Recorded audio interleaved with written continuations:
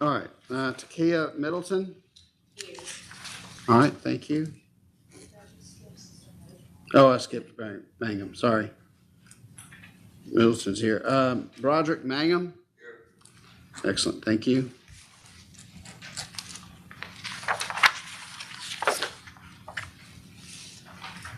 All right, Middleton is also here. Got that. All right, that's page 5. On to page 6. Denisha Nelson. That case is also Excellent.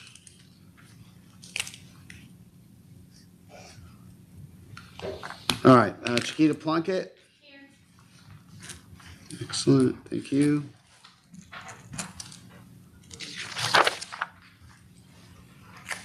Prayer.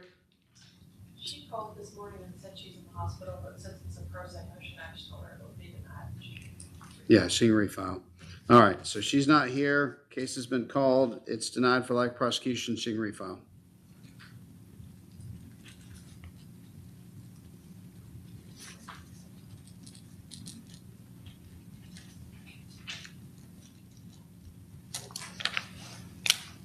All right, everybody mark that off your list. Probation, let's see, this is probation revocation. Kenneth Robinson? Robinson? No? Bench warrant, Your Honor. Granted.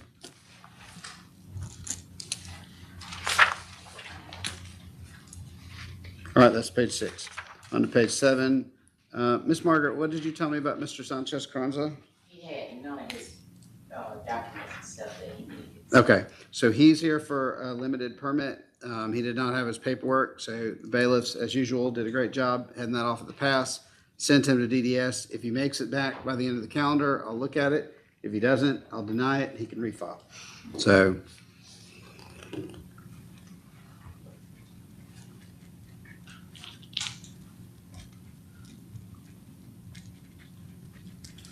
Thaddeus Shannon. Here. Excellent, thank you.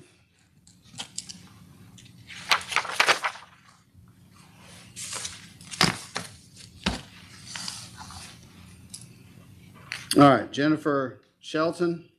That's the incorrect case that should have been on the calendar. Ah, perfect. Okay, that makes sense.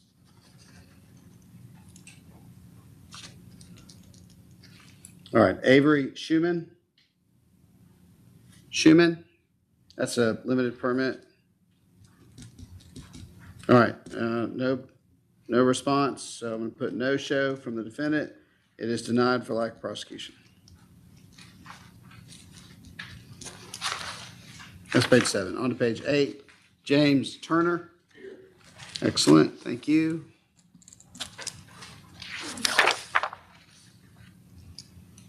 Demaria White. That case is also. Excellent.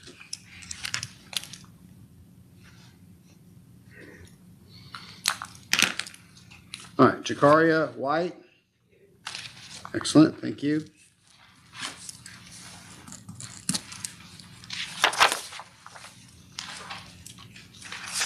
All right, Nariah Williams. That case is also. Excellent.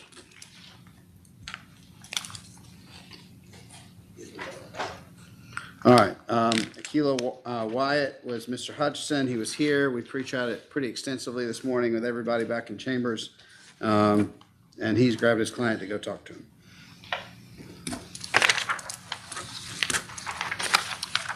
Okay, is there anyone here who was not called? Anyone here who was not called, stand up for me. Miss Sexton, you said you had a. Hold on. Oh, okay. Yes.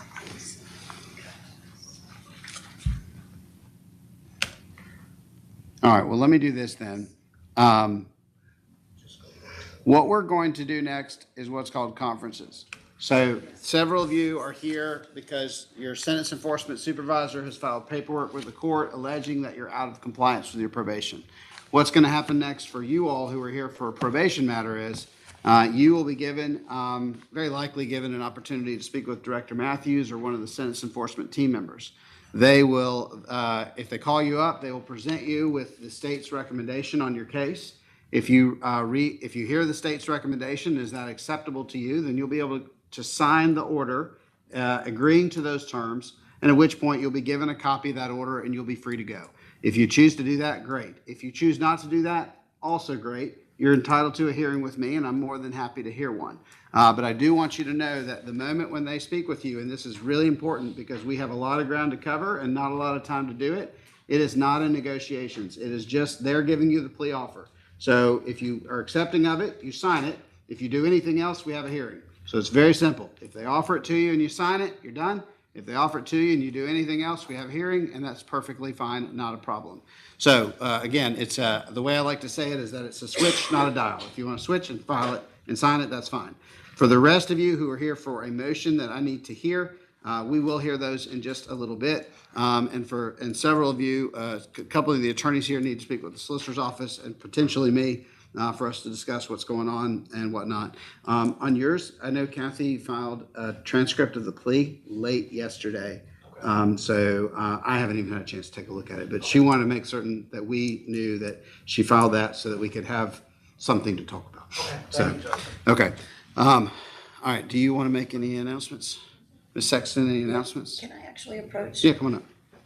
And ma'am, I got a hand in the back. Y'all talk to the bailiff with your hand in the back.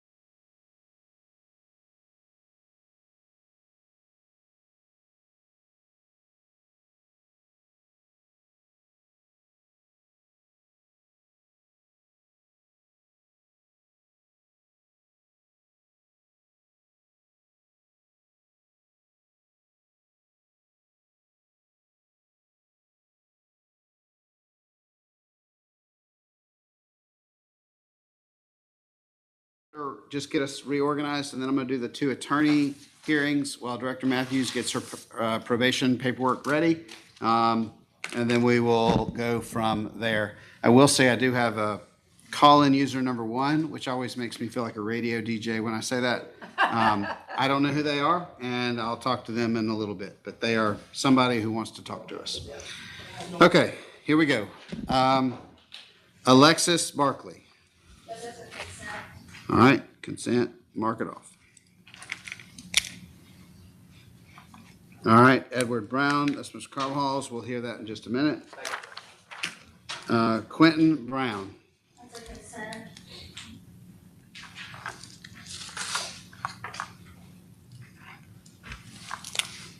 Cody Brownlee. Still a warrant, Judge. All right, Anthony Buff. That's a motion for a limited permit. All right, I don't know if he's made it back, but I'll hold it. If he makes it back, that's like a 3-minute discussion. That'll be easy. All right, that's it for Buff. Caliph, that's a probation modification hearing.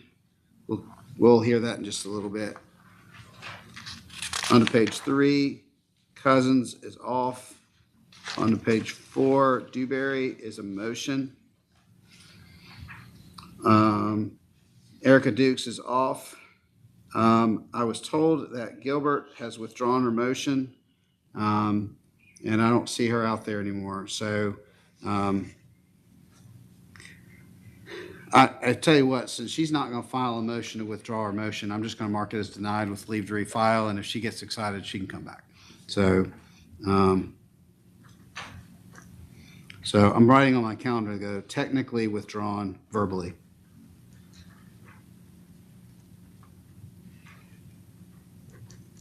All right, so everybody can mark Gilbert off. Ms. Hudson, poor Ms. Porter, she is here today on a motion to lift a bench warrant for her client, and her client did not show. So it's every defense attorney's worst nightmare. So her motion to lift the bench warrant is denied, although I did give her leave to refile, and I said, if you'll have her walk in, y'all can have a conference with the state. But given the fact that we've now had 2 opportunities at this, the chances of me lifting the warrant are pretty close to 0, but if you want to walk her in and talk, as long as you're good with that, Ms. Sexton. I'm Okay. fine with that. All right, perfect. Well, then as far Let's as, go from the inbox to the outbox. yeah, perfect. All right, then I'm just going to put denied, and then I need an order, and I'll do that. All right, that's page 4. On to page 5, Destiny Johnson is off. David Lane. Consent.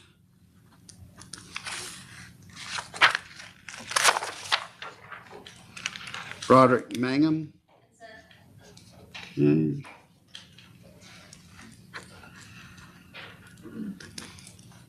Middleton. Okay.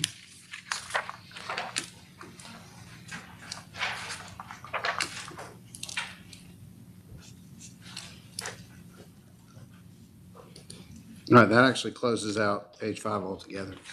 All right, Nelson is off. Plunkett. All right. That's fine. I'll address her in a second. All right, Ms. Plunkett, you sit tight. Prayer is no show, motion denied. I'll issue an order.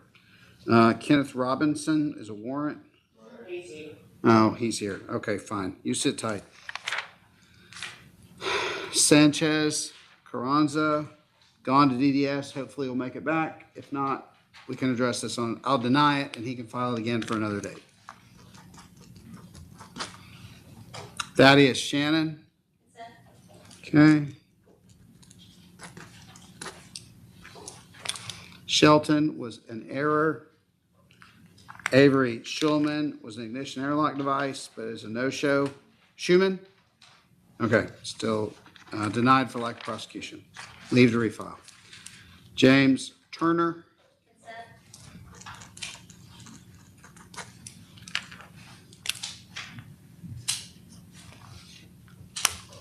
White is off. I'm sorry, Demaria White is off. Jacaria White. Consent.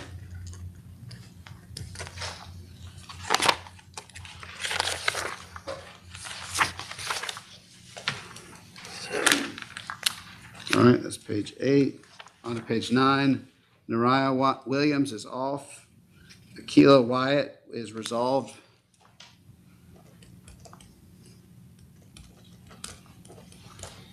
With a consent bond modification hearing, or bond modification, sorry, probation modification order.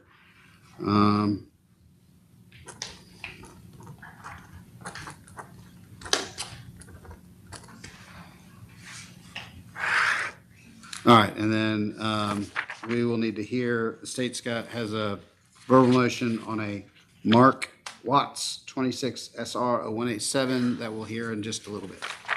Okay, Director Matthews, you're off the hook for a minute. I'm gonna deal with Mr. Carvajal's first. Actually, do you know who's gonna be quicker?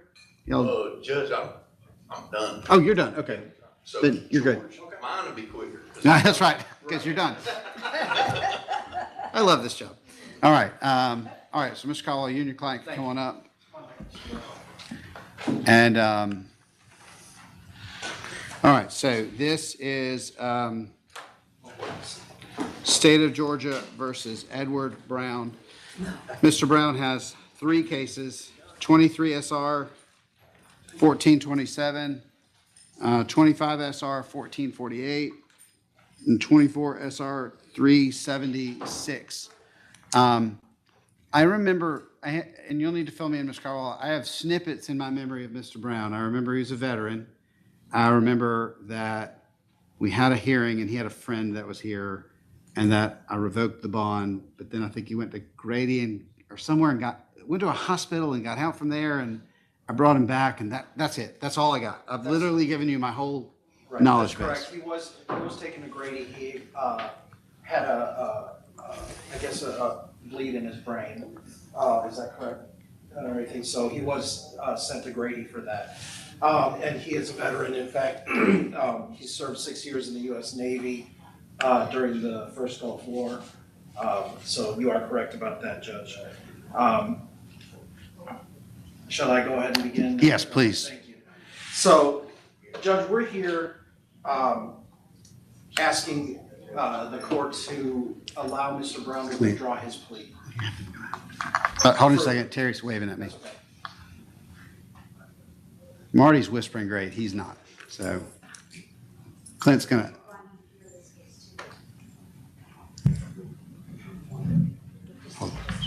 Sorry, Terry's waving at me that he's not whispering. You're whispering quietly enough. He's not. So sorry, Barney. Marty, you want to go to comment? I gotta hear this case too, because in case it gets modified. Okay. All right. Go ahead. Okay, Judge, thank you. Back on February 9th, Mr. Brown entered into a plea on those 3 cases that you announced. I believe that the total for all those was 24 months with certain conditions on his probation. At the time, he had the public defender, Mr. Harry Charles. And Mr. Brown tells me that the only time that he met with Mr. Charles was when he came to court that day and entered into his plea. What I'm told is that he came in, Mr. Charles showed him the paperwork, told him to sign, and that it would be done. Mr. Brown tells me that he didn't really understand what the circumstances, I guess, of the plea. He was just relying on his attorney at the time. And, he was nervous about, what could happen, all that stuff. And he did as his attorney told him. He signed the plea paperwork. He entered into his plea. But he didn't really understand what the ramifications were. He does suffer from substance abuse. He'll readily admit that he has an alcohol problem. He also, due to his time in the Navy, suffers from PTSD, depression, anxiety. These are all things that should have been taken under consideration by Mr. Charles when he was talking to, he didn't really talk to Mr. Brown about this, about his cases. Mr. Brown didn't have a chance really to go over his discovery, go over, what other choices there could be. And Judge, I would argue that he did not knowingly and voluntarily enter into this plea. And by granting the withdrawal of his plea, it would correct a manifest injustice. Mr. Brown, he does have prior DUIs from, I think, 14 years ago and before, but that's all he has on his record. He was never told about any alternatives such as Veterans Court or DUI court or any other accountability court or any other types of ways to dispose of his cases. He wasn't really given a choice. He was just given the piece of paper and a pen to sign the plea. So Judge, and before I forget, he is, because he's a veteran, he does go through the VA healthcare system. And I have a letter along with a booklet about the substance abuse treatment program. It's an intensive outpatient program that lasts, I want to say it's a 6-week program, but it's followed by aftercare that is another 10 or 12 weeks. But in any event, if I could, Yeah, Margaret thank you, has walked up to grab it. for you to review. He's doing that right now, and he's doing well in that program. But we would ask that you allow him to withdraw his plea so that we can better look at his case, negotiate with the state about his cases, and perhaps find a better alternative that will actually help Mr. Brown and his addiction, so that this doesn't happen again. Whether or not that will bear fruit with the state, I don't know. But the first step here, Judge, is to correct this manifest injustice that Mr. Brown has suffered because he didn't have the chance to speak with his attorney prior to signing any plea paperwork, nor do we know if there was any attempt at any kind of negotiation for any other resolution for his cases, Judge. Of course, if you wanted to ask Mr. Brown any questions, we can put him on the stand and all that, but that's what we're asking for today. All right, thank you so much. Thank Ms. you. Sexton? So the state, Your Honor, the state would oppose this. I personally met with Mr. Brown and tried to negotiate this before he was insulted by my negotiation and went and sought help from the public defender's office. I also know that although it wasn't mentioned, one of these issues is that I believe my information is that there is a very severe alcohol problem, and indeed, he shot his son, and his son had an abdominal wound and had to go to the hospital, and then that's where the tampering of the evidence comes in and all of this other stuff. These are very serious charges. I feel like he's a dangerous person, and I feel like I attempted to negotiate with him, and he was given the opportunity to talk at length about these charges with me. He refused that. He went to go see Harry. When he saw Harry, I believe there was some sort of situation in which he was brought to jail, which I'm not privy, but I'm believing it was some sort of failure on his part to do what he was supposed to be doing. And that's where we come up with all of this. And it should be mentioned that he was at Spalding, and I don't know if there was a headache complaint. I'm not sure. There was a fear that there was, quote unquote, a brain bleed. He was, I believe, airlifted to Grady. He was in Grady less than 24 hours, and he was well aware that he was supposed to be in jail. And then afterwards, the state's resources were used to try to track him down, figure out where he is, and put him. There was no, I know where I'm supposed to be. They let me out. It was like, okay, I'm out of jail. So the state is opposing. The state is more than happy for him to receive treatment, but the state is opposing any withdrawal of the plea. It's not Mr. Charles's modus operandi to not advise the client of what his rights are. He would have been easily he could have easily asked any questions. And again, his interaction with me was that he did not want to deal with me in any way, shape, or form in negotiating this. Okay, thank you. Any additional responses? Judge, I would just say that the negotiations with the state prior to Mr. Charles taking over the case, Mr. Brown's not an attorney. He doesn't know how to negotiate, what he can negotiate. He doesn't know any of that stuff. And so, to negotiate with the state prior, doesn't necessarily mean that he knowingly and voluntarily, entered into a plea. And of course, I don't know what was said between Mr. Charles and Mr. Brown. I only have what Mr. Brown's telling me, that he wasn't advised of all the things other than going through the paperwork and signing. And as far as the facts behind the case, I would argue that that's a separate matter than what we're looking for here. We're just looking for you to accept that he withdraw his plea here today, and that we start over and look at different alternatives for Mr. Brown. I'm not saying that that's going to happen. I don't know what the state is going to, I know what the state's position is today, but we would just at least like the opportunity to do the right thing for Mr. Brown and to protect his rights and see what other opportunities there are for him to handle his case. That's all. All right, thank you. Thank All you, right, Judge. any additional response from the state? No, Your Honor. Okay. I believe Marty might have something to contribute. All right, why don't you come back to your seat then? I don't think I've sworn you in. I'll swear you in on everything, and then Ms. Sexton can ask you questions.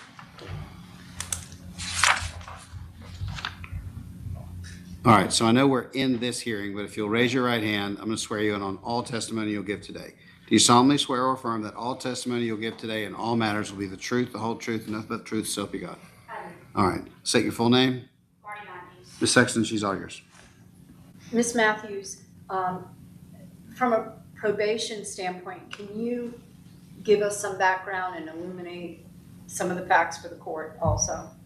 The way I understand it is the first case that Mr. Brown entered into is supposed to be a treatment case, and he hasn't provided us documentation where he's entered treatment on that case. And I understand and hear that the state's concern is, him being a risk to society and things like that. I don't know if the court is seeking to go put him back in jail today or what they would do in lieu. One of the options would be possibly in the interim, if the court does allow him to withdraw his pleas, to possibly put him on a monitor that tests him for alcohol, possibly house arrest, something like that, to avoid him being incarcerated while the court figures out, how they want to move forward with this case. The Anything state else? does not. Do you have anything else to add? No. The state. Okay, do you want to ask any questions? No questions. Again, that's good. That's secondary context for me, just to say. I'm aware that what she just gave was outside the initial question, but it is part of the bigger question here. No, there's no apologies. I needed the whole context. I'm just stating for the record that I have an initial question regarding the manifest injustice, and then there's a secondary question of, if I do allow some movement here, what does that look like? And that part is part of this whole discussion. So we're good here. And I would put on the record, Judge, that we agree that we don't want him to go back to jail. Yeah. So, all right. Anything else? I'll start with the state. Anything else from the state on this? No, Your Honor, other than it just feels like we originally were talking about doing something with rehab and the fact that there was alcohol involved and so on and so forth. And, I do not know how much clearer it has to be that you have a problem than you shoot your son. I think that maybe this withdrawal of the plea is based on the fact that we are incarcerated, and this willingness to go to rehab is based on the fact that we were incarcerated, And if that's actually something that's going to move the needle with this man and for him to successfully rehab, then the state's all for it. I worry about something that's an outpatient rehab for somebody with such a severe problem. All right, thank you. Any last words, Mr. Carvajal? Judge, I would just reassert that that is a VA program. It is a very good program, and he is in fact doing the program right now as we speak. Okay. Okay. So I am familiar with Mr. Brown. Obviously, I put what I was familiar with on the record before here, that I had some snippets because, as we're all aware, we deal with thousands and thousands of cases every year, and the vast majority of which I have no memory of whatsoever. I did remember Mr. Brown because I remembered he was a veteran, so I immediately thought accountability court or veterans court. And then I remember that I was concerned because I had an increasing, each of his cases as he got arrested with them were more frightening to me than the last. And so I'm just putting that these things are coming back to me as we're getting into the hearing. And of course, I'm looking at my docket here that we went from public intoxication, which was the first case. There we are. We went from public intoxication, which was the first case on July 11th of 2022. That's 23 SR 1427. Then we increased it to a DUI, which is both intoxication and a motor vehicle, and 24 SR 376. That's from July 22nd of 23. So a year and a couple of days later. And then we go 2 more years later, and now we have a tampering with evidence charge from September 7th of 2025, which did incidentally involve the firing of some sort of firearm. Again, that's not the primary charge, and I'm acknowledging that I don't know what the whole story was, but I just know that was part of the plea and that was part of what was presented. I do know that I got concerned. The state filed a motion. I did revoke his bond in November, and he wasn't in for very long, but at the same time I revoked, I did appoint the public defender's office at that time. So we had the public defender's office from November through the plea. I also know that when we discovered later that he had been released pretty quickly from the jail, technically from Grady, after the jail had taken him, or one of the hospitals in Atlanta, I know that I had 2 options. I could hurry it on up and get it in the door, or we could just see it on what we'd already scheduled as the arraignment date. And I just said, let's give him some time to get with the public defender's office, and we'll just put it on the arraignment date. So I am going to just kind of gently push back and go, hey, for the vast majority of that time, he was not incarcerated. He was out, and he could have gone to see Mr. Charles, or at least had a conversation with Ms. Porter at their office, because that information had been given to him by the court. Additionally, I do have a copy of the transcript. I've printed copies, and all of you can download it as well, but I've printed copies for you to have. And I did read through it. I don't see where any of the things were missed. He did sign the right sheet saying that he was fully satisfied with his attorney and he understood all of his options, and that he was knowingly, voluntarily, and intelligently waiving his rights and entering this plea. Everyone in this courtroom knows that all you've got to do to get me to not finish a plea is to make about a 3-second pause. About a 3-second pause in a plea is all it takes for me to go, hey, your body language and your actual language are not matching, and I'm concerned that this is no longer a voluntary, knowing, and intelligent plea. And so I just want to say out loud that I think Mr. Brown does need treatment. I've said that from the very beginning. Because I remember at the very beginning when Ms. Sexton was meeting with him prior to his representation, that there was discussions that made it into my orbit of, is he a potential candidate for accountability court? Is there anything we can do to help him? And we were not successful in trying to reach a resolution that got him pointed in that direction. I will say that at the time of this plea, he was not supposed to be out but I let him stay out until he could get back in front of me so that we could address the fact that he wasn't supposed to be out with me in the courtroom on the record. And I said during the transcript, and I'd remembered saying it, but I just pulled it, and I did say it, that basically you're here for me to take you back into custody where you're supposed to be. And you have elected to enter this plea in lieu of that.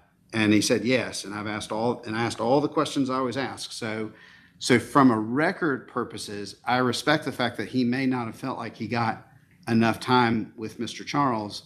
But I just want to point out that my two responses to that were he had Mr. Charles for a good couple months before his plea, and he was out. And secondly, at no point during the plea did he say, I'm unhappy, or at least I was unable to find any. And if y'all find it later, I hope you'll point it out to me. But I was unable to find anything that said, that he was unhappy with his attorney. So as far as the record goes, I do not see anything to support a manifest injustice. I respect his concerns, but I specifically said, there it is, on page 9, lines 22, 23, and 24, I said, have you had all of the time that you need to speak with your attorney about all aspects of all of your cases? Yes, Your Honor. And all he had to do is go, and that would have been it. Like, that would have been all it would have taken, is a nonverbal grunt for me to go, well, let's stop then and let's figure this out, or y'all go talk, or let's just pivot to a revocation hearing and we'll sort it out. So I'm just saying he had lots of opportunities to let this know. And then I followed up with lines 25 of that page. Are you satisfied with the job you're moving over to page 10, line 1? Attorney has done on your behalf. Line 2, yes, Your Honor. And so I find that I can only rely on the information that's given to me during the plea in most cases, but in this case, I had additional context which was used in designing this. So, Mr. Carwell, I understand why we're here, because this was not the plea that was originally intended for him, or we were intending to do a plea that was very resource-oriented, and this one is still resource-oriented, but at the same time, we couldn't do more because we didn't have access to him more. But I'm not against it moving forward, but I'm not going to let him withdraw his plea. So I do need to draw an order on that. So let me make a note. So I need to issue a written order denying, and that'll give you, if you wish to appeal it, you can do that. You have 30 days from the date I file the written order to file your notice of appeal. I know you know that, but now I've said it on the record. So motion to withdraw plea.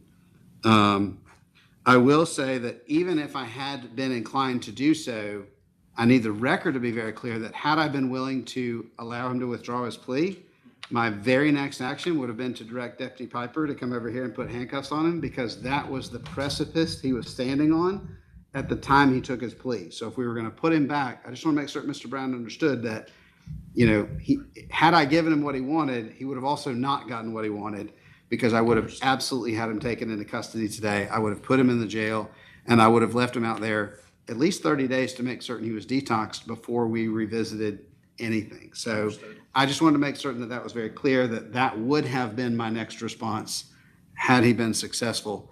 And again, I do want him to be sober. He served his country. And obviously, whatever it is that's happening is certainly growing, because the cases are more scary than the last, and we all want it. And he doesn't want to live this way. I would imagine he wants to live a life of calm and peace and sobriety and stability. And so I think that now that we've got him plugged into the Sentence Enforcement Office, those resources will be available to him, and we will figure out something. But the withdrawal of the plea is denied. So, Thank you, Judge. Mr. Carwell, do you need anything else on that issue? No, Judge, and I'm going to speak to Mr. Brown after this, and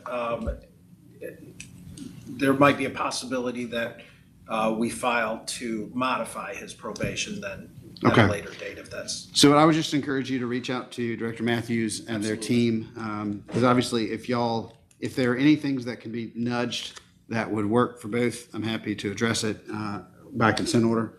without the need for motion. But obviously, if you want to do that, I'm happy to address that as well. Absolutely. Thank you, Judge. All right, well then, as far as this goes, he's already got his next report date and all that. Well, I just wanted to mention something, Judge. Just to clarify, the first case that is currently running is not a probated case. My office was simply just supposed to monitor him getting into an approved inpatient treatment facility, and that is what's there. I think the sexton has the paperwork. I believe the VA was a in-treatment program, wasn't it? Is that- It's an not intensive in- outpatient It's program. Oh. not inpatient. Okay, it needs to be inpatient, so, And okay. Your Honor, I believe, based on my experience with accountability court, that we had a veterans liaison in the We do. report.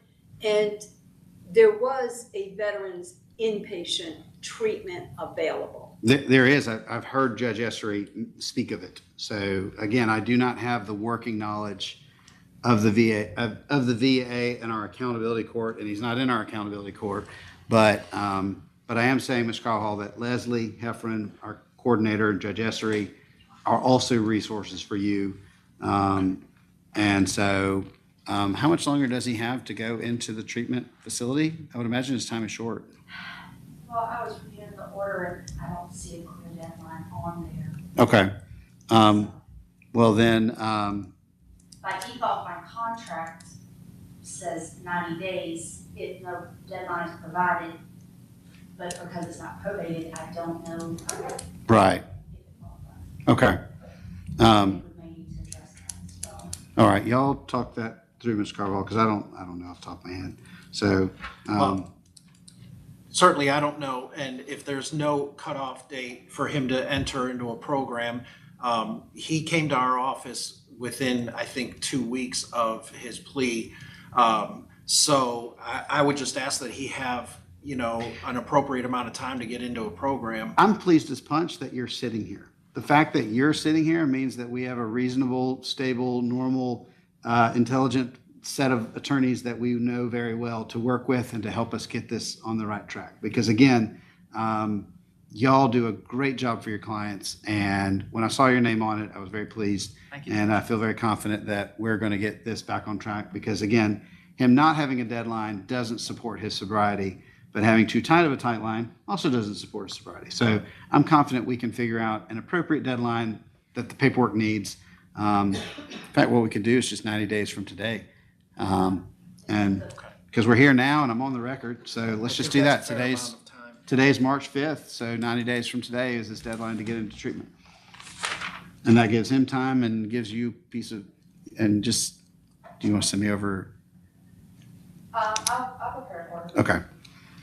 And Right. I would encourage him to reach out. I can't remember the name of the liaison because she's not a constant figure at the court, at accountability court, but she was able, for instance, to place Abernathy, Caden Abernathy. Oh, yeah, that's right. So she orchestrated that to the veterans. Hey, guess what? They'll all be here this afternoon. I just realized that. Isn't today? Yes. In yes, today today's accountability court? accountability court. So I know you don't care, but hey, you should come back this afternoon. So he can at least come back and have a conversation with the VA rep when they're here. So, Okay, yeah, that would be good. okay. And maybe in stick- contact with Carl, in regards to all of these. That would be great. You Um, have my new email, right? Mr. Brown, the court this afternoon starts at 2:30. So if you want to stick your head back in here about 2:30 or so, not only could you watch court, but you could then get a chance to meet with them afterwards because court never lasts longer than 3:30. 3:30 at the latest. So again, they'll be here. That'll give you a chance to speak with them directly. And then obviously, Mr. Carvajal, if you want to come back, that's fine. But again, I'm just trying to put him in the same room as the VA rep. Right. So, okay, that's it. I'll issue an order denying the motion to withdraw the plea. Director Matthews will give me an order giving him 90 days to get into an inpatient treatment. And again, Mr. Brown, I just want you to have the life you really want. You want a life of sobriety and stability. And I'm going to put the guardrails up as close as I need to get you moving in that direction from the chute. So, Yes, sir. all right, Ms. Caldwell, again, I can't say this enough. I'm so thrilled that y'all are involved. Let me know what you need. Thank you, Judge. I appreciate that. You're very welcome. All right, that's it for this one. Okay. All right. That concludes my business. May I be excused? Thank you very much. Thank you. Thank you. All right, at this point, I'm going to hand the calendar over to Director Matthews. She may call whatever cases are left in whatever order she sees fit, and then we'll go from there.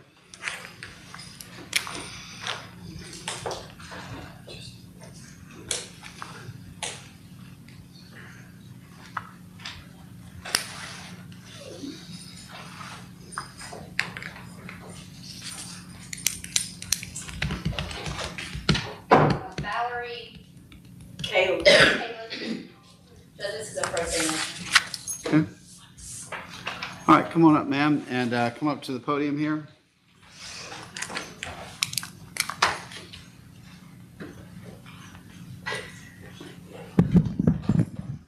Good morning. Good morning, how are you? Doing well. If you'll raise your right hand for me. Do you solemnly swear or affirm the testimony you're about to give in this matter will be the truth, the whole truth, and nothing but the truth, so help you God? Yes. All right, perfect. The bailiffs are going to get the mic set up, and Miss Margaret, I think I see Terry's mic there. If you'll just set that up on the podium. Is that what you need, Terry? Okay, Terry's nodding at me. Perfect. All right, ma'am, if you'll state your full name for me. Valerie Lynn Califf.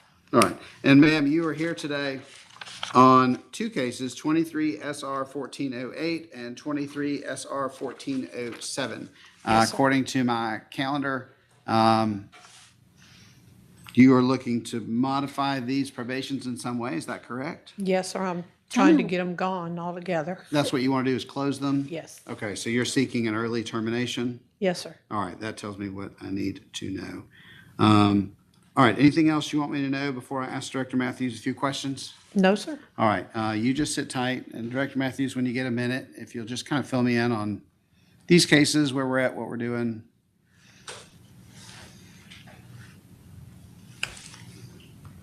Alright, Judge 23 SR 1407, that is the active case. 23 SR 1408 is inactive. Both of them are 12 months, no early termination. Both of them have a no contact order with a James Diddley and a Brandy Jantz. Janeze. Jantz. Say it again? Jantz. Jantz. Mm-hmm. All right, Jantz. There is 95 days remaining on the active case. There was 20 hours of community service. The 20 hours of community service is complete. She has paid the court fine on the first case in full, and she's current on her probation fees. And then the inactive case, there's been no payments made to it. I reviewed the notes prior to today, Judge. There's been no documentation of any concerns with, hardships and money and things like that. There was more of a concern that, she just wanted to terminate because her boyfriend had been in an accident and she was the only one working. No, I don't work. I get a disability Hold on, check. Hold on, I'm gonna come back to you. Hold that Okay. thought. Just let her finish, and then I'm gonna Okay. circle back to you and say, hey, do you have any thoughts about what she just said? Okay. All right, thank you. So based off the notes that are here, that she was, boyfriend was in an accident, she was the only one working, and she doesn't want to be on probation anymore. So we haven't had the opportunity to advise her of any other options the court has available. Okay. All right, now, I'm sorry. I draw a small disability check. My boyfriend, he fell last year 20 feet off a ladder. He will never be able to work again. He has not received any, what's that called? disability? No, not disability, Workers' workers' comp. He's not received any workers' comp. He does have an attorney taking care of that, but there is no end in sight yet. So I am the one taking care of him, his bills, my bills, and anything that he needs. And it is a very financial hardship on me. There is no money left out of my check every month. It has been a struggle to give the probation money, and we just see no end in sight with stuff. I pay for his medical, I pay for his medicine. I'm the one that drives because he is not able to drive, and need this lifted off of me at this time. Okay, I hear what you're saying. That your financial your financial situation has changed for the negative in a significant way that is unexpected and traumatic, is what I'm hearing. That's right. Okay. And because of that, the financial things that you were able to do with the case to move it forward are no longer available to you. Is that correct? That is correct. And is there anything else you're looking for from me to do with these two cases before I pivot back to Ms. Sexton and see if she has any questions? No, just to lift the probation and let it be gone. Okay. All right. Thank you, Ms. Califf. All right. Ms. Sexton, I forgot to ask you, did you have any questions you want to ask Director Matthews? Is this the kind of case that she would be able to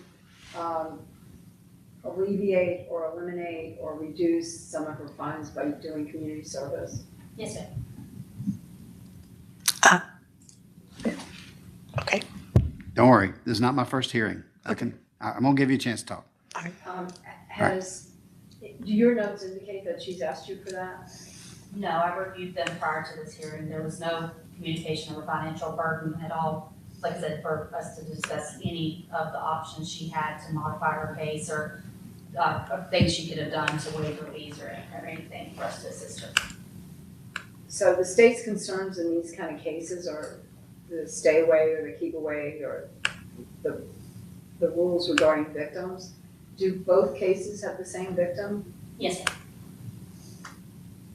That's all the state has. Okay. Ma'am, do you have any questions for Director Matthews? The reason my community service was 20 hours, but I am not able to do that because I have health problems of my own. I have chronic kidney disease. I have widespread chronic pain. I have fibromyalgia. I have severe back problems. That is why I get disability money. I cannot stand, walk, or sit very long. My community service was that I bring in $100 worth of school supplies at the time, and I did do that for my community service. So my limitations are very small, and plus my need to take care of him, he can't be left any longer than a couple of hours because he has a urinal he has to use. I have to bathe him. He needs bathroom help. He needs all kinds of help. Okay. Thank you. And I do that on my own. All right. So I'm going to state for the record that that was a statement and that there were no additional questions for Director Matthews, and I'll take what you've just given as a statement to me as testimony. Ms. Sexton does have the right to ask you any questions if she wants. She's right behind you. Okay. Ms. Sexton, do you have any questions you wish to ask her? Did you ever talk to the state about the limitations that you had with community service? Because you can sit in a courtroom. Yes, I did. I talked to her. I talked to my probation officer, and she told me to bring in the $100 worth of school supplies, and I did. All right. That's all I know. Okay. All right. Anything else, Ms. Sexton? Director Matthews? So, Okay. Ma'am, anything else? No. All right. Okay. It seems to me that there are some steps that have not yet been taken that are usually completed prior to coming to see me, which is some in-depth conversations with the sentence enforcement team to explore other options other than terminating. I do have named victims in this case, as Director Matthews has stated, and of course I have my docket up here that I'm looking at while we're having this hearing. And the chances of me terminating this case early are slim to none, given the fact that it is clear that the state at the time of these pleas wanted to have their named victims, these two named victims, addressed and protected for the full 2 years. But that doesn't mean that all of those 2 years, ma'am, have to be with you having to report all this time and do all these things. if you're doing what you're supposed to do. So what I'm going to do at this time is your motion to modify your probation is denied for now. I'm going to send you back to the sentence enforcement, and I want you to have all of these discussions with them. Some of these items may not be able to be resolved, but some of them I think will be resolved. Okay. And so when you have resolved, when you've jumped through all the hoops they want you to jump through, and you've gotten everything done that they need done, if you are still unhappy with your situation, at that point you may file a motion. You may refile your motion to come see me. Okay. Okay? All right, so the answer is, does she have a next report date? April 1st, Judge. Okay, so go report on April 1st. Yes, I report, yeah. She Yeah. already, I went yesterday. She told me when to report. Perfect. So report back on April 1st, talk to them, see what they need, get them any paperwork they're looking for. And then again, once you've done all of those things, if you're still unsatisfied with the options on the table, then you can come see me. Okay. All right? All right, then, thank you. Thank you. You're free to go. All right, so those are denied on both cases. Okay. Reginald Dewberry. All right, Dewberry, come on up.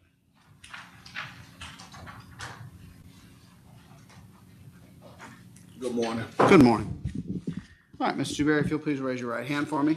You solemnly swear or affirm the testimony you're about to give in this matter will be the truth, the whole truth, and nothing but the truth, so help you God. Yes, sir. All right, take your hand down. State your full name for me. Reginald Lamar Dewberry. Mr. Dewberry, you are here today on 19 SR 766. According to my calendar, you have filed a motion seeking to modify your probation terms. Is that correct? You want to make some changes? No, sir. Okay, then I'm a little turned around. Tell me what you're looking for from me today. It's my desire to have a charge that's on my record to be restricted. Oh, okay.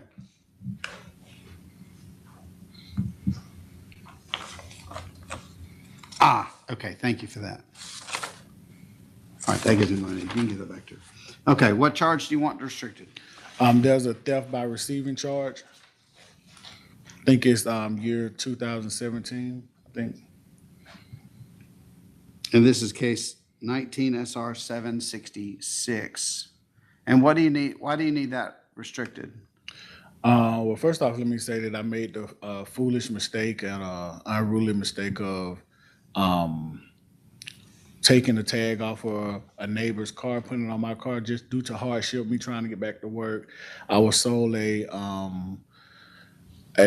bad car. I was trying to get all the documents to that car taken care of. So here I am today with that charge on my record and me in my career field, which is security, and trying to go up the ranks and doing corrections and stuff like that to provide for my 6-year-old daughter that I now have.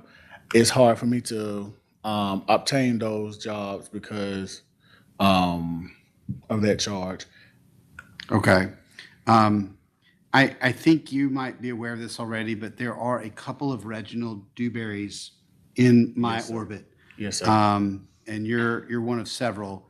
Tell me your full name. Reginald Lamar Dewberry. My Okay. birthday is 12/25/1986. There, I just found you. Thank you for that. There is a Reginald Dewberry with a pending DUI in my court, but I don't think that's you. No, sir. Okay, I'm being very careful. Yes, So, sir. Just to add to that, we saw Reginald Bernard Dewberry yesterday. that's who's got a pending, I think, DUI. Yeah, he just picked up a lot of. Oh, he did? Okay. I actually just lost a job to original Bernard Dewberry. You did? Okay, because again, I have several Reginald Dewberrys. I have Reginald Dewberry's the second and then the third. And, all right, so let's look at this case here. This was from 7/7/20.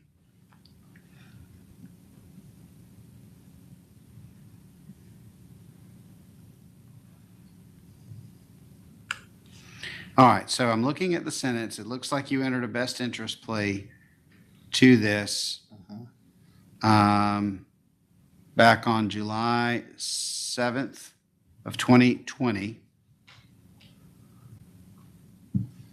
It was set to terminate upon 6 months and completion.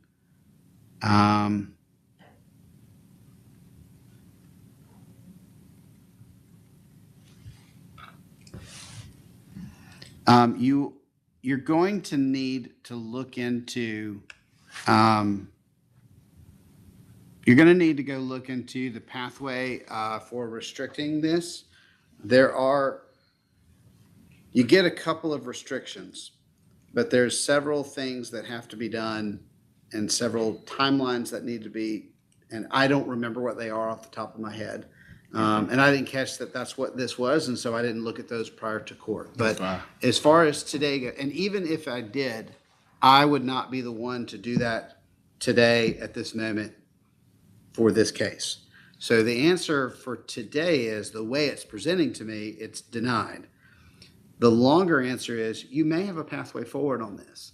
Okay. But you're going to need to do a little bit of homework. I strongly suggest you go talk to one of the local attorneys here. We have an amazing defense bar in Spalding County who do a great job for their clients. You saw several of them here today. Yes, sir. And there's several more out there that you didn't get to meet today. Go find one of them or two of them and talk to them. Because again, there's some timeframes that need to pass. There's some severity levels that need to be checked. And if several things all check in the right box, then you can ask for certain charges to be restricted. And that's the best general I can give you, is go see one of our local attorneys, or two of them. And a lot of them do free consultations. And take a copy of your criminal history and tell them that you would like to see about getting that restricted. Okay. Okay? Where can I find those attorneys' information? So you can do it a couple of different ways. You can just go to Google and just type in criminal defense attorneys in Griffin. Okay. You can go to Georgia Bar, GABAR.org. And then all you can do is just type in Griffin, and it'll give you a list of all the attorneys here in Griffin. But for example, Mr. Hutchison there, he saw in the back corner, sitting by Ms. Sexton, he's actually down in Zebulon. So it's our region. So just go to Google and type in criminal defense attorneys around Griffin. Okay.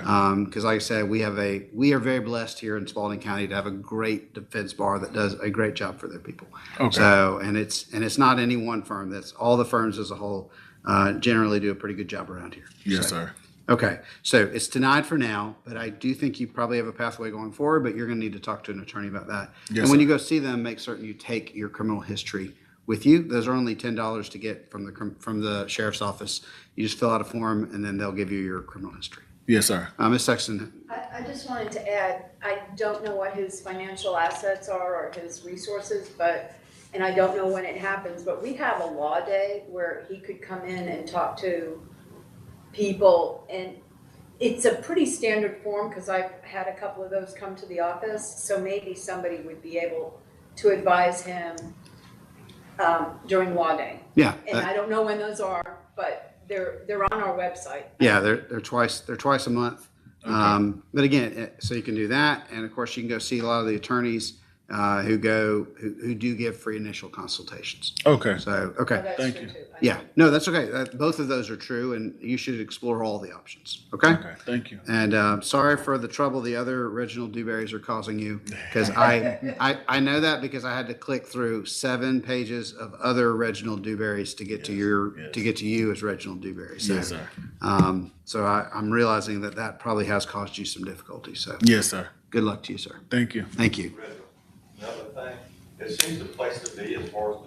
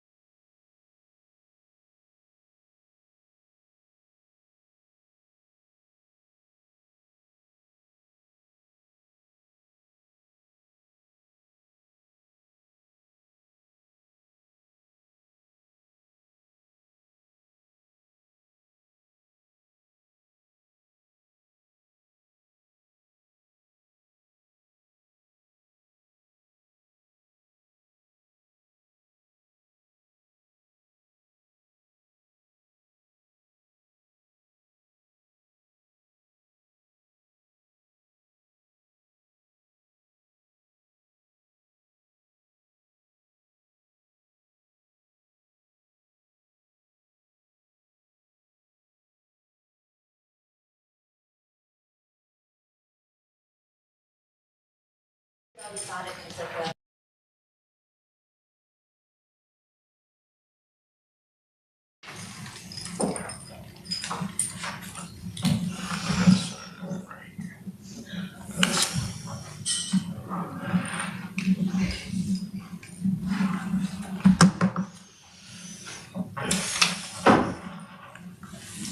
That's Hey, we need a copy. All right, That's it? they're gonna give you a copy and then you're good to go. pocket. All right, Plunkett, come on up.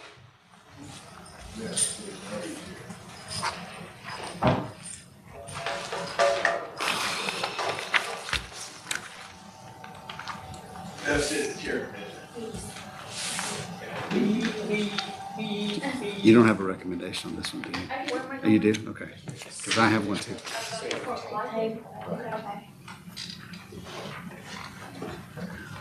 I can sit right here.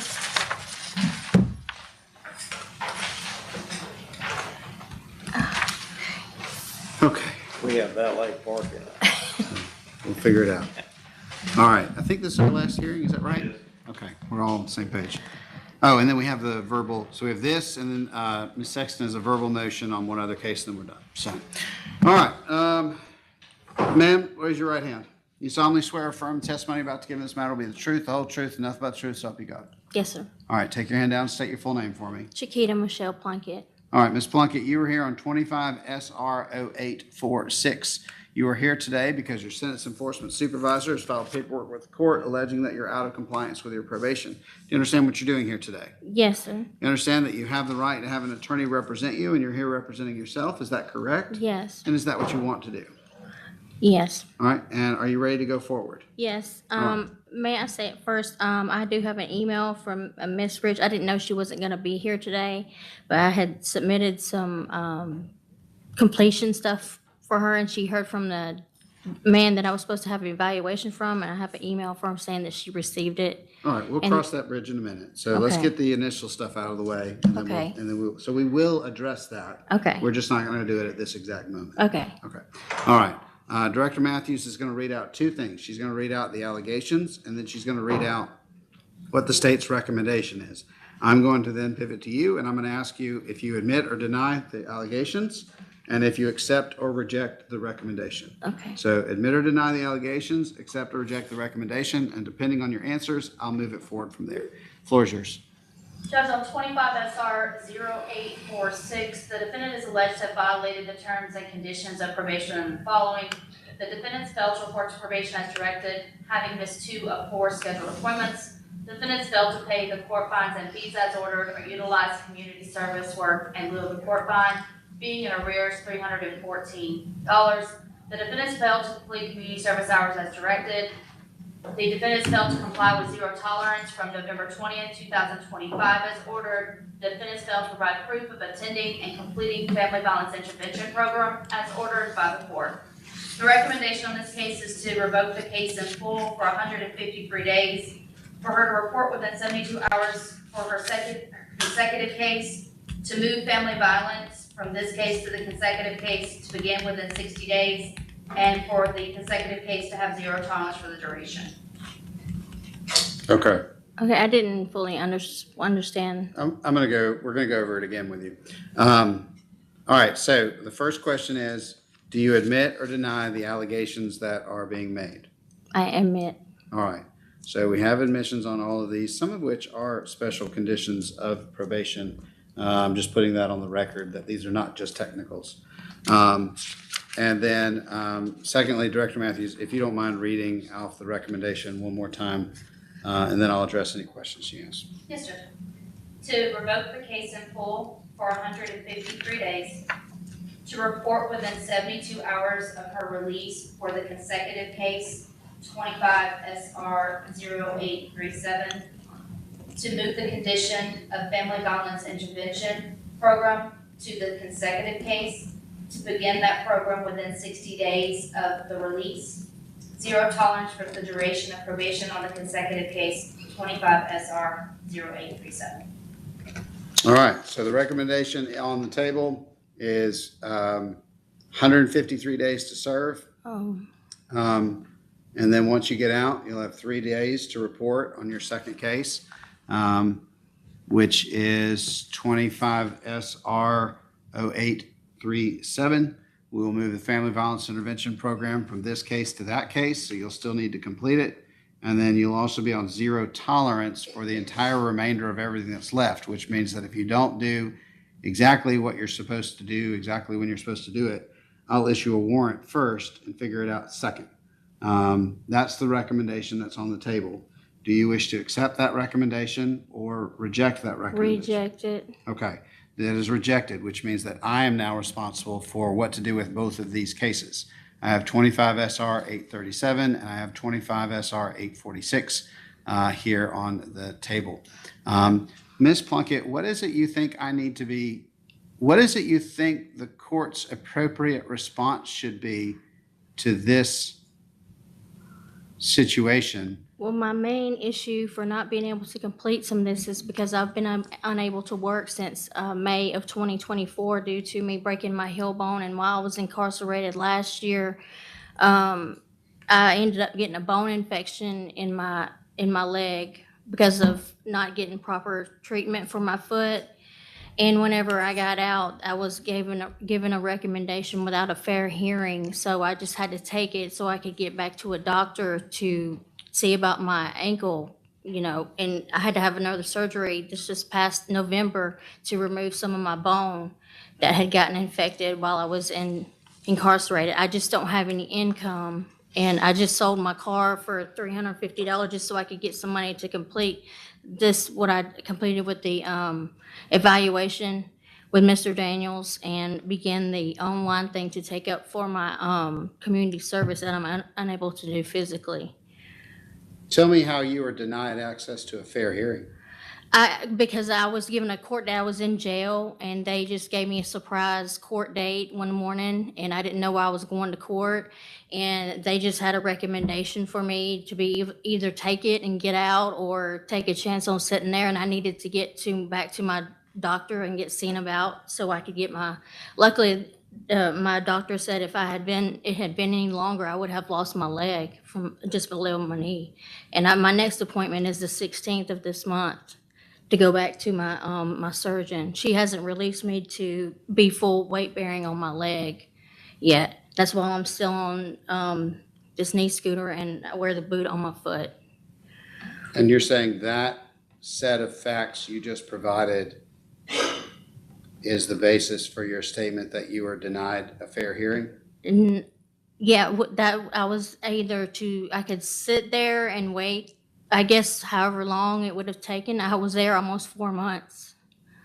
You were in on 4 months without a hearing? Yeah, I was there for 4 months. I didn't have a hearing. That sounds extraordinary. Well, I didn't have a hearing. I just was given the recommendation and I was told either I could take it or not. But I could get out that day if I took it. So against my better judgment, I didn't want to take it because it was extensive, knowing I didn't have a job and wasn't going to have a job for a while. So I just bit the bullet and took it so I could get out and get back under doctor's care. Okay, but that sounds like a strategic decision you made. That doesn't feel like somebody has said something that denies you a fund. Well, no, I didn't say I was denied one. I was just saying I didn't have a You said you were denied access to hearing. a fair hearing. I mean, we can have Terry quote it back, but I mean, you said you were denied access to Well, a fair I hearing. what I meant was I didn't have a hearing before I was given that recommendation. I mean, because what I just heard was that as a courtesy to you, they pulled you early and offered you a consent order. Yeah, That's because what- they weren't, I had to give an MRI for my foot and they sent me to the hospital and my insurance wouldn't pay for it. So that next morning actually is whenever I was given this recommendation to get out. And I'm still under care of my surgeon. She hasn't released me yet to be able to walk back on my foot fully yet. I mean, you're coming in here, but I need to say out loud, these are not nothing cases. 25 SR 837 is a battery family violence. Right. It's one of the highest, please don't interrupt me. It's one of the highest cases that we have. 25 SR 846 is a simple battery under the Family Violence Act, which is also one of the more serious cases in this court. Well, if you look at my record, I haven't had any charges, or I haven't never been convicted of any simple battery. The last time I was charged with that was the last time I was married. I've been divorced since November 27th, 2011. I haven't had any charges, and honestly, this relationship I've been in has been abusive for the last 10 years, and that was the first time I called the police on him, and then I ended up going. Okay. I mean, you can look at my criminal record and see that I'm not a battery person. I haven't never been convicted of any battery at all.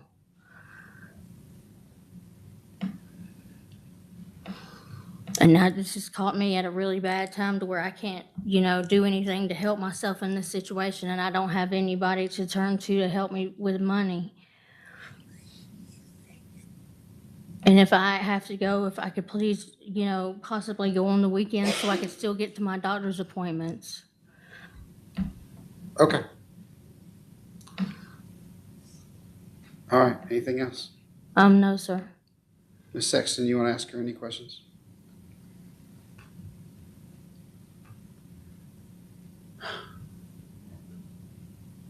When these medical issues were presenting themselves, were you keeping probation aware Yes. Mm-hmm. to, so that some sort of resolution could be made? Yeah, Miss Rich has been very patient, and she's well aware of my issues since I started probation.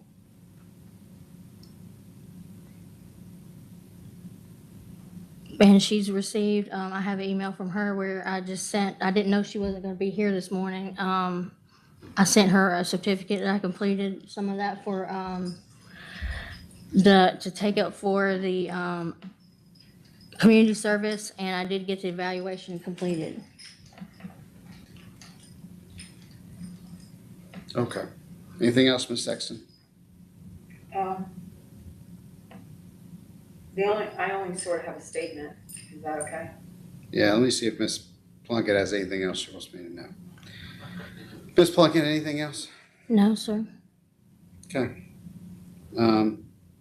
Ms. Sexton, do you wish to have any rebuttal testimony from Director Matthews or anything else?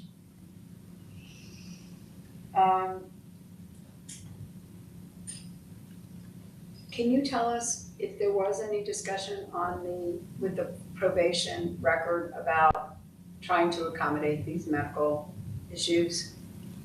I do see where she turned in some medical documentation in December. I have to go to the appointments that are in regards to the December. The other issue though that kind of tied our hands is Ms. Plunkett tested positive for meth, and we offered her a consent offer in lieu of her having to go to jail at that time. And so when she chose to sign that consent offer back in November, it put her on zero tolerance. And so when someone's under zero tolerance, it's very difficult for us to work with them at that point because simply we've already cut them a break. And so the deadlines, are past, like the substance abuse evaluation, that deadline was January the 5th. Ms. Rich chose to take it off the petition today, and we're not even addressing it, but it wasn't even completed until March 3rd. So again, I do feel like the office has assisted her as much as we can, but at the same time, while trying to manage the court order and abiding to the zero tolerance, it made it difficult. That's all the state has. Okay. All right, ma'am, anything else you want to tell me? I'm just worried if I have to go, what am I supposed to do? Like, I won't be able to get to my doctor, so how am I gonna be able to know about the condition of my foot? And Spalding County inmates are provided medical care. yeah, I'm well aware of that. Okay. Anything else, ma'am? No, sir. Okay. So so the evidence is closed.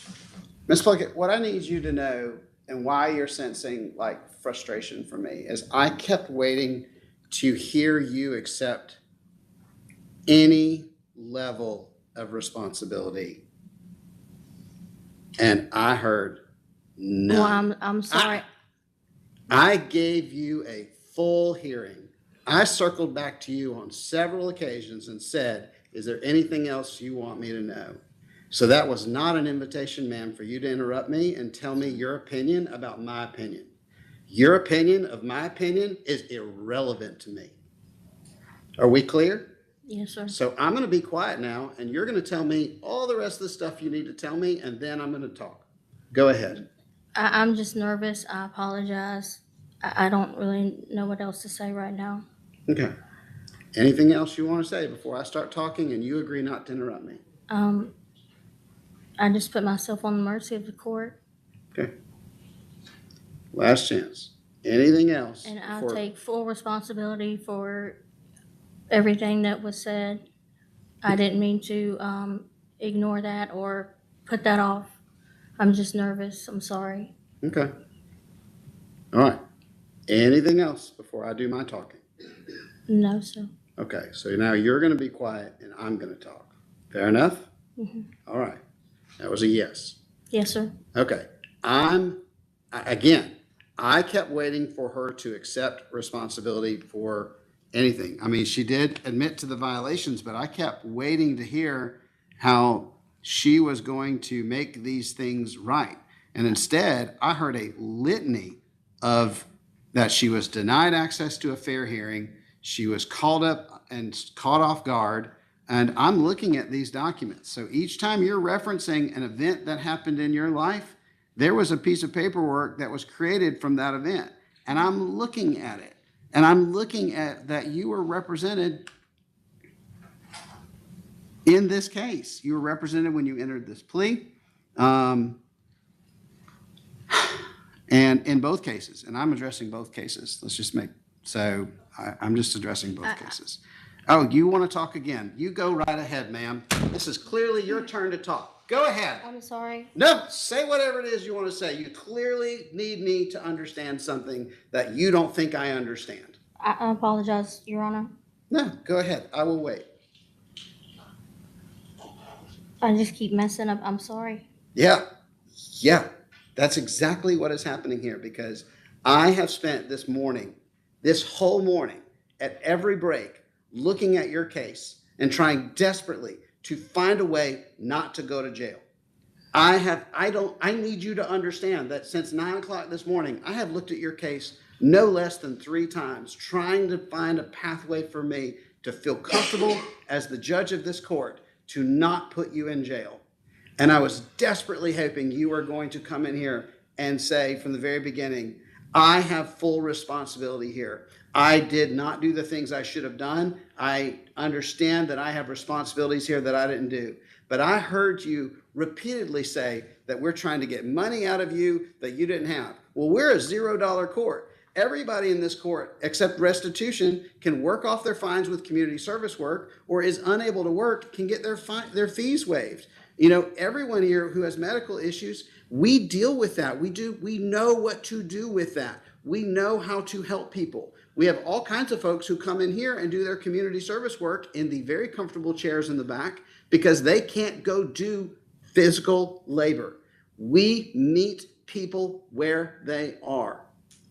And for you to come in here and say that you are denied access to this court because you were caught off guard is disingenuous on its best day, because what I heard was, as a courtesy to you and out of respect for the fact that you were incarcerated, you were given an opportunity to sign a consent order back on November 20th or somewhere there close to. The warrant, which you said you were incarcerated for 4 months, that makes no sense to me at all, because the warrant that was issued, that you signed the consent order on, was issued on October 8th of 2025, and the consent order was signed a month and 12 days later on November 20th. So this fact that you stayed incarcerated for 4 months, it doesn't even exist in my file. The list of... Go ahead. Go ahead. Go ahead. What is it you want me to know? I forgot about the warrant. That had something to do. I don't remember exactly, but that was lifted, something to do with Miss Rich. I don't remember the whole spiel of it, and I'm sorry. I'm so nervous. I'm just messing up. I just need to be quiet. To be fair, that is exactly what I asked you to do. Yes, sir. If I might just be very clear, I gave you all the time you wanted to speak, and then I asked you to be quiet and let me speak, and you have utterly failed to do that at every turn. I don't see you as a candidate for probation. I don't see any pathway where this gets any better. I don't see any pathway where this works. And given the fact that this is not the first warrant on this case, and it's getting worse, I don't think this is a relationship we should keep. So I'm revoking both cases. I'm releasing you from all probation obligations, and I'm putting you in the Spalding County Jail. Okay. You will stay there until the sheriff decides he has kept you long enough. You have 30 days from today's moment to appeal this decision. The deputies have a wheelchair ready because I told them I couldn't figure out a way to do it, and I was hoping you could talk me into letting you stay out, but you did not do that. This matter is adjourned. You may go with the deputies. May I call my uncle? They'll sort all that out with you. Why don't you take care of that somewhere else? He was waiting outside for me. Let me have your cell phone. Just hear what he said. Judges, for the record, 25 SR 0846 is kind of active. Okay. Kind of aggravated. That's the active case? No, so the inactive. That's the I inactive. mean, I'm sorry, you're correct, active. That's the active case, okay. And 837 is the consecutive to this case? I'm gonna put your phone in your little. Let's talk logistics off record on what those two orders look like. I have an idea, so.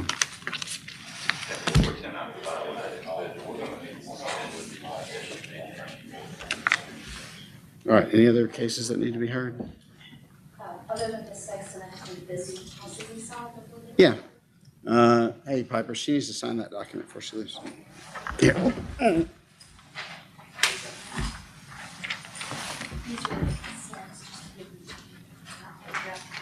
No, it's fine. I'm not.